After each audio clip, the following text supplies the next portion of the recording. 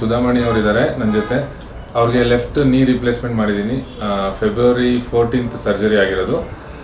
ಅವ್ರಿಗೆ ಸರ್ಜರಿದು ಎಕ್ಸ್ಪೀರಿಯನ್ಸಸ್ ಅವ್ರು ಹೇಳ್ತಾರೆ, ಏನು ಹೇಳ್ತಾರೆ ಅಂತ ನಾವೀಗ ಕೇಳೋಣ. ಮಾತಾಡಿ, ಹೇಳಿ, ಸ್ಟಾರ್ಟ್ ಮಾಡಿ. ನಿಮ್ಮದು ಹೆಸರು? ನನ್ನ ಹೆಸರು ಸುಧಾಮಣಿ ಅಂತ. 59 ಇಯರ್ಸ್. ನನಗೆ ತುಂಬ ಚೆನ್ನಾಗಾಯಿತು ಸರ್ಜರಿ ಎಲ್ಲ. 1 ತಿಂಗಳು 14th ಆಯಿತು ನನಗೆ. 3 days ಇದ್ವಿ ಹಾಸ್ಪಿಟ್ಲಲ್ಲಿ. ಆ ಆಪ್ರೇಷನ್ ಆಗಿ ಸ್ವಲ್ಪ ಹೊತ್ತಿಗೆ ನಡೆಸಿದ್ರು.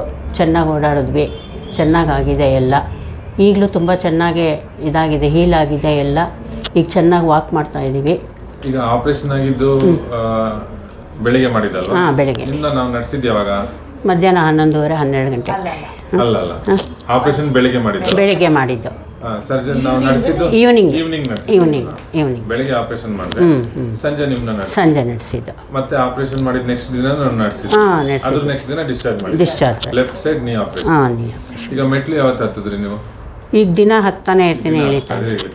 ಅಲ್ಲ, ಆಪರೇಷನ್ ಆಗಿ ಎಷ್ಟು ದಿನ ಆದ್ಮೇಲೆ ಮೆಟ್ಲು ಹತ್ತಿದ್ರಿ? ಎಷ್ಟು ದಿನ ಆದ್ಮೇಲೆ? ನಾನು ಊರಿಗೆ ಹೋದ್ಮೇಲೆ 1 ವೀಕಲ್ಲೇ.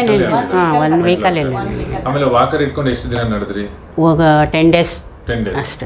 ಅದಾದ್ಮೇಲೆ ವಾಕರ್ ಇಟ್ಕೊಳ್ಳಿಲ್ಲ. ಇನ್ಫ್ಯಾಕ್ಟ್ ಮುಂಚೆನೇ ನಡೆದ್ರು. ಒಂದು ವಾರ ನೀವು ಬಂದಾಗ ಇಲ್ಲಿಂದ ಇಲ್ಲ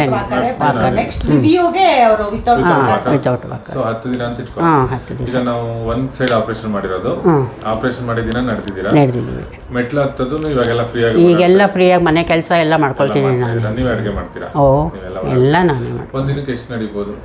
ನಡೀತೀನಿ 1-2-3 ಕಿಲೋಮೀಟರ್ ವಾಕ್ ಹೋಗ್ತೀನಿ.